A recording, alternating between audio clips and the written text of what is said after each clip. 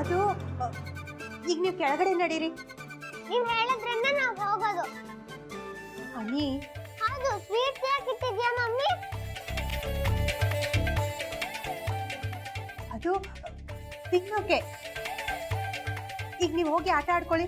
ಹಾಗಾದ್ರೆ ನಮಗೂ ಕೊಡಿ ಮಮ್ಮಿ.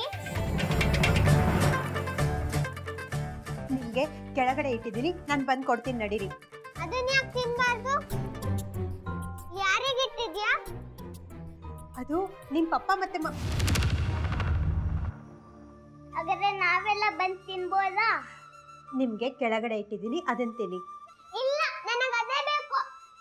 ಅನಿ, ಹಠ ಮಾಡಬಾರ್ದು.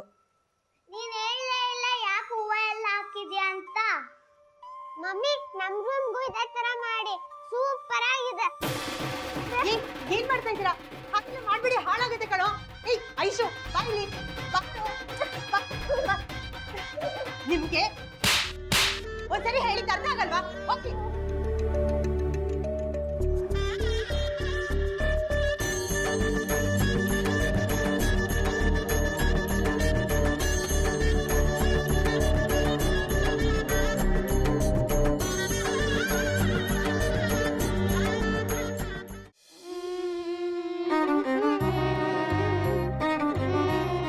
ಬೇಬಿ, ಅನಿ, ಏನಾಯ್ತು? ಯಾಕೆ ಕಳ್ತಿದ್ದೀರಾ? ಮಮ್ಮಿ ಹೊಡ್ಬಿಟ್ರು. ಹೌದು ಪಪ್ಪ, ಮಮ್ಮಿ ಹೊಡೆದ್ರು. ಲಕ್ಷ್ಮಿ ಹೊಡೆದ್ಲಾ? ಏನ್ ತಪ್ಪು ಮಾಡಿದ್ರಿ? ಏನು ಮಾಡಿಲ್ಲ ಪಪ್ಪ, ಅಮ್ಮ ಬೆಡ್ರೂಮ್ ಅಲ್ಲಿ ಹೂವ ಡೆಕೋರೇಟ್ ಮಾಡ್ತಿದ್ರು.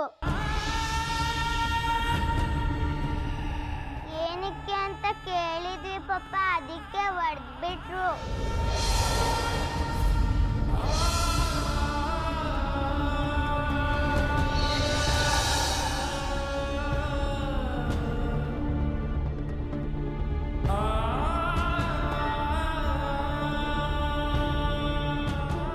ಸರಿ ಸರಿ, ಈಗ ಅಳ್ಬಾರ್ದು ಆಯ್ತಾ?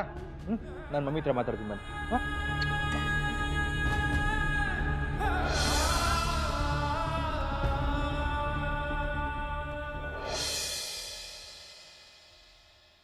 ಲಕ್ಷ್ಮಿ, ಏನಿದಲ್ಲ?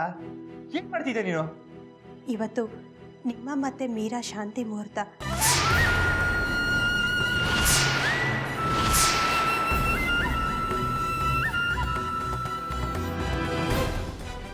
ಅದಕ್ಕೆ ಇದನ್ನೆಲ್ಲ ವ್ಯವಸ್ಥೆ ಮಾಡ್ತಾ ಇದ್ದೀನಿ.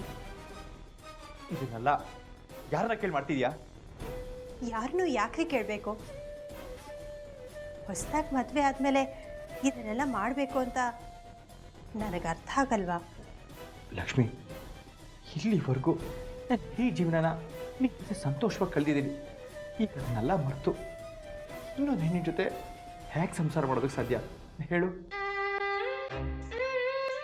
ನನಗಿದೆಲ್ಲ ಇಷ್ಟ ಇಲ್ಲ. ನೋಡು, ನೀನು ಇಷ್ಟಪಟ್ಟೆ ಅಂತ ನೀರಾಗಿ ತಾಳಿ ಕಟ್ತೆ ಅಷ್ಟೇ. ಈಗ ಯಾಕೆ ಇವಾಗ ಹಠ ಮಾಡ್ತಿದ್ಯಾ? ಅದನ್ನ ಅರ್ಥ ಮಾಡ್ಕೊಳ್ದೆ ಯಾಕೆ ಇದನ್ನೆಲ್ಲ ಮಾಡ್ತಿದ್ಯಾ? ಫಸ್ಟ್ ಎಲ್ಲ ತೆಗಿ ಲಕ್ಷ್ಮಿ. ಹಾಗಾದರೆ ನಿಮಗೆ ಇಷ್ಟ ಇಲ್ಲದೆ ನನಗೋಸ್ಕರ ತಾಳಿ ಕಟ್ಟಿದ್ರಾ? ಹೌದು. ಯಾಕ್ರಿ ಸುಳ್ಳು ಹೇಳ್ತಾ ಇದ್ದೀರಾ? ನಾನು ಯಾಕೆ ಸುಳ್ಳು ಹೇಳಿ? ನೀವು ಇಲ್ಲಿಂದ ಹೋಗಬೇಕಾದ್ರೆ ನಿಮ್ಮ ಮನಸ್ಸಲ್ಲಿ ಮೀರಾನ ಮದುವೆ ಆಗಬೇಕು ಅಂತ ಯಾವ ಅಭಿಪ್ರಾಯನೂ ಇರಲಿಲ್ಲ. ಆದರೆ ಅಲ್ಲಿಗೆ ಹೋದ ತಕ್ಷಣ ಹೇಗ್ರಿ ಒಪ್ಕೊಂಡ್ರಿ?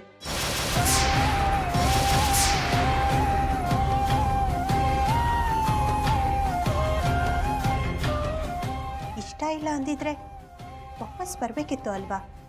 ಅದು ಆಗಲ್ಲ ಲಕ್ಷ್ಮಿ. ನೋಡಿ, ಅವತ್ತು ನೀವು ಮೀರಾ ಪರಿಸ್ಥಿತಿ ನೋಡಿ ಈ ಮದುವೆಗೆ ಒಪ್ಕೊಂಡ್ರಿ. ನಿಮ್ಮ ಜಾಗದಲ್ಲಿ ಯಾರೇ ಇದ್ದಿದ್ರು ಹೀಗೆ ಮಾಡ್ತಿದ್ರು. ಅವತ್ತು ಮೀರಾ ಪ್ರೀತಿಗೆ ಬೆಲೆ ಕೊಟ್ಟಿದ್ದೀರಾ, ಇವತ್ತು ಇದಕ್ಕೆ ಬೆಲೆ ಕೊಡಿ. ಪಪ್ಪ, ಮಮ್ಮಿ ಯಾಕೆ ಹೊರಡ್ರು ಅಂತ ಕೇಳಕ್ ಬಂದು ಬೇರೆ ಏನೋ ಮಾತಾಡ್ತಿದ್ದೀರಲ್ಲ, ಮೊದಲು ಕೇಳಿ ಪಪ್ಪ. ಅದೇ ಐಶೋ, ಇಬ್ರು ಸ್ವಲ್ಪ ಸುಮ್ಮನೆ ಇರಿ. ಏಯ್, ಮಕ್ಳ ಮೇಲೆ ಏನಕ್ಕೆ ರೇಗ್ತಾ ಇದ್ದೀರಾ?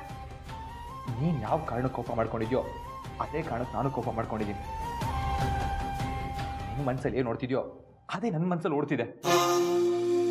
ಯಾವುದೇ ಕಾರಣಕ್ಕೂ ಮೀರಾ ಜೊತೆ ಸಂಸಾರ ಮಾಡೋದಕ್ಕೆ ನಿನ್ನ ಸಾಧ್ಯ ಇಲ್ಲ. ಪ್ಲೀಸ್ ಅದನ್ನ ಅರ್ಥ ಮಾಡ್ಕೋ.